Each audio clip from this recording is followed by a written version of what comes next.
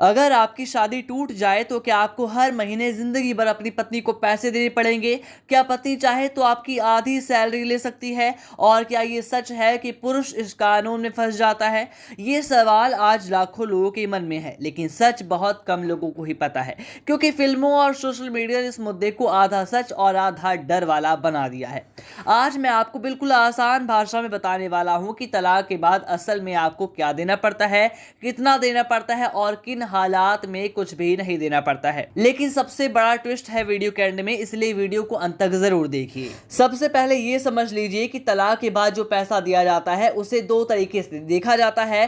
पहला मेंटेनेंस और दूसरा एलिमनी। मेंटेनेंस मतलब हर महीने का खर्चा और एलिमनी मतलब एक बार में दिया गया लंप सम अमाउंट। अब ये कोई फिक्स्ड फॉर्मूला तो है नहीं कि आपकी सैलरी का इतना प्रतिशत ही आपको देना पड़ेगा अपनी पत्नी को, बल्कि कोर्ट कई चीजें देखती है, जैसे कि पति की इनकम कितनी है, पत्नी खुद कितना कमाती है या फिर नहीं कमाती है, और शादी के दौरान आपकी और आपकी पत्नी की लाइफस्टाइल कैसी थी, और तो और पत्नी पर डिपेंडेंसी कितनी थी। मान लीजिए कि इस समय आपकी सैलरी 50,000 है और पत्नी की इनकम है ही नहीं, तो कोर्ट एक रीजनेबल अमाउंट तय करेगी जिससे उसका बेसिक जीवन चल सके। लेकिन अगर पत्नी वर्किंग है और अच्छा कमा रही है, तब भी उसे मेंटेनेंस मिल सकता है। अगर उसकी इनकम अपने हस्बैंड के लेवल से बहुत कम है, तो एक बड़ा मिथ यहाँ पर यह है कि हर केस में पति को ही पैसे देने पड़ेंगे। ऐसा बिल्कुल नहीं है। जी हाँ, आपने बिल्कुल सही सुना।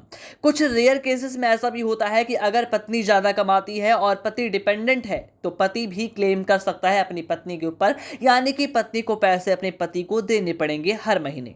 दूसरी सबसे बड़ी बात ये जान लीजिए कि ये जरूरी नहीं है बिल्कुल भी कि आपको जिंदगी भर पैसे देने पड़े अपनी पत्नी को। ये डिपेंड करता है कि पत्नी दोबारा शादी करती है किसी दूसरे पुरुष से या फिर फाइनेंशियली स्टेबल हो जाती है। और अगर कोई झूठा केस हो जाए तो आपके पास प्रूफ भी होना बहुत ज्यादा जरूरी है, जैसे कि इनकम रिकॉर्ड, बैंक स्टेटमेंट, और यह भी दिखाना होगा कि सामने वाला खुद कैपेबल है या बिल्कुल नहीं है। लेकिन सबसे बड़ा फैक्टर होता है कोर्ट का डिस्क्रिप्शन, और यहां पर 90% लोग बिना सही जानकारी के ही गलती कर देते हैं।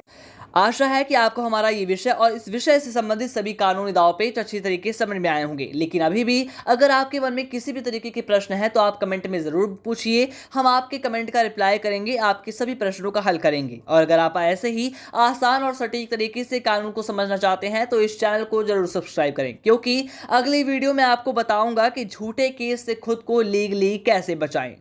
धन्यवाद।